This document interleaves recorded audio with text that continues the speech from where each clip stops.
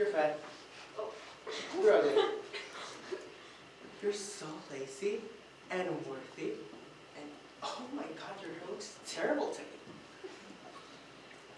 There's people who hear these comments day by day. But do you have any idea about how they feel?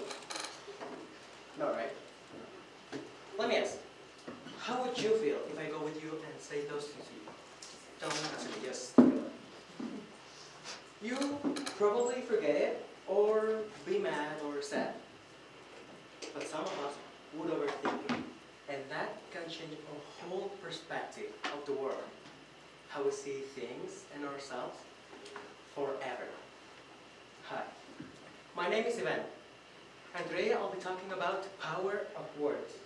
And how one simple word or phrase can change a whole person's life.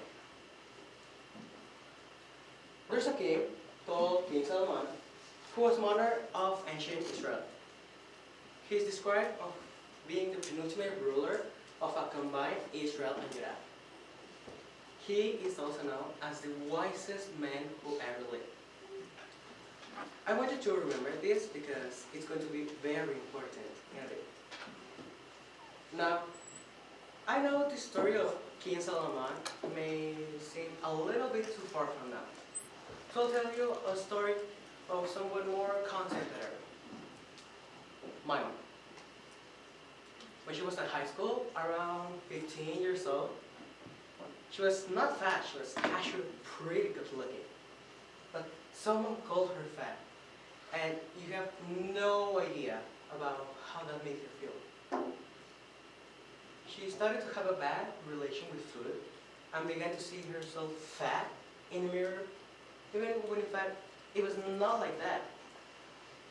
Nowadays, she improved her relation with food, but developed body dysmorphia only because someone called her fat.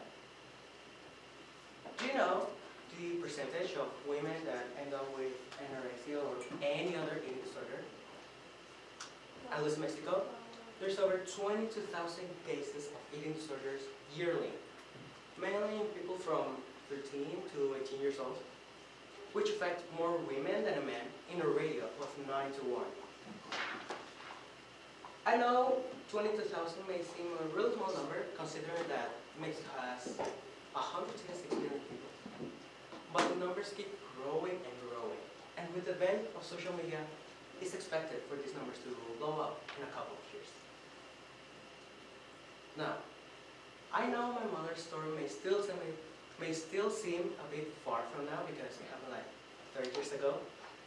So I'll tell the story of someone even closer to your context. Myself. You see me and obviously notice that I have some extra pounds. But this has been like this for a long while, since elementary school. Those years were probably the worst years of my life, because the people in my other school made me feel so bad to the point of begging to my mom to change me to an online school because they wanted no one to see me. They made me feel so bad, and they made fun of my body, my hair, my face, even my attitude. So when the quarantine started, I got so used to online classes and so influenced by socials. So when we came back, I was so embarrassed of how my body looked that didn't even matter if we were at 40 degrees. I was not going to take my hoodie off. 6 years of my life being exposed to insanely amounts of bullying that I literally couldn't see anything good for my body.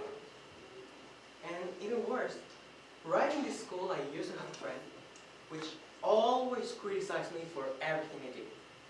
If I taught or not, or if I did something or not. She will trust issues on me, which are not the main reason why, believe it or not, it's really hard for me to make friends or to talk with people, even if they are already my friends.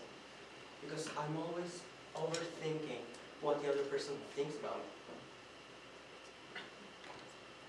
If you still don't understand, I'm going to make it simpler for you. There's an experiment that proves the power of words using rice with something that is not even alive. Basically, you put 2 containers with rice for a month. You will say nice and cute things to one, but treat the other one like garbage. After the month is gone by, one of the containers will have the rice all rotten and black, while the other one is significantly better. See? If this is what happened with a non-living thing, imagine what would happen with a human. To end this, remember what I told you about King Solomon?